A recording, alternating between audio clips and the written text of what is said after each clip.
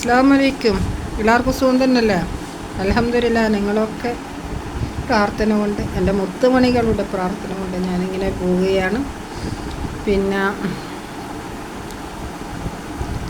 പ്ലെയിന് ദുരിതം കഴിഞ്ഞ് ഇപ്പം നോക്കുമ്പോൾ രമേശ് എന്ന് പറഞ്ഞാൽ രക്ഷപ്പെട്ട ആളെയാണ് ഇപ്പം പറയുന്നത്. കാരണം അയാളാണ് പേവ് കൊണ്ടാണ് ഇങ്ങനെ സംഭവിച്ചത്. പ്ലെയിന് വീകാൻ പോകുന്ന സമയത്ത് എല്ലാവർക്കും വെപ്രാളുണ്ടാവും. ആ വെപ്രാളത്തിൽ ചിലപ്പോൾ അയാൾ ഡോറ് തുറന്നിട്ടുണ്ടെങ്കിൽ തന്നെ അയാളെ കുറ്റം പറഞ്ഞിട്ട് കാര്യമില്ല.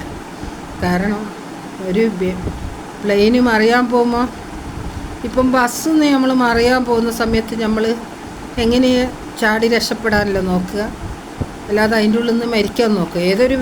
ഏതൊരു മൈൻഡുള്ള വ്യക്തിയും ഒരു വിദ്യയുള്ള വ്യക്തി അങ്ങനെയാണ് ചെയ്യുള്ളൂ. പക്ഷെങ്കിൽ അയാൾ വീണതാന്നാണ് പറഞ്ഞത്. പക്ഷെങ്കിൽ വീണതാന്നും പറയുന്നത്, അയാൾ തുറന്ന് രക്ഷപ്പെട്ടതാന്നും പറയുന്നത്.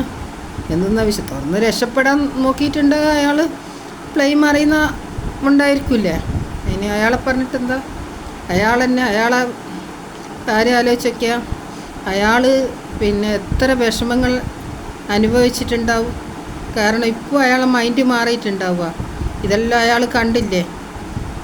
അയാൾ ആലോചിച്ച് നോക്കിയ. അപ്പോൾ അയാൾക്ക് ഇതു പ്ലെയിനിൽ നിന്ന് മറിഞ്ഞതല്ല, ഇതും അയാൾ ജനങ്ങളിൽ നിന്ന് ഇതും കേൾക്കേണ്ടി വന്നു. അയാളെ മൈൻഡൊക്കെ ശരിയാക്കി കൊടുക്കട്ടെ. എല്ലാ വിഷമങ്ങളും അയാളതും മരിച്ചവരുടെ പടയിൽ ചെയ്ത അവർക്കും കിട്ടട്ടെ. അള്ളാഹു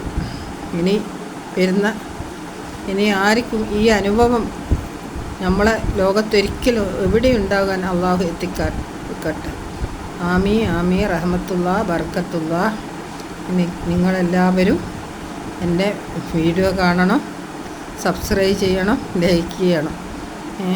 അൽഹംദുലില്ലാ. നിങ്ങൾക്ക് വേണ്ടി ഞാൻ പ്രാർത്ഥിക്കാം, എനിക്ക് വേണ്ടി നിങ്ങളും പ്രാർത്ഥിക്കണം. ആമീ ആമീ റഹ്മത്തുള്ളാ ബർക്കത്തുള്ളാ.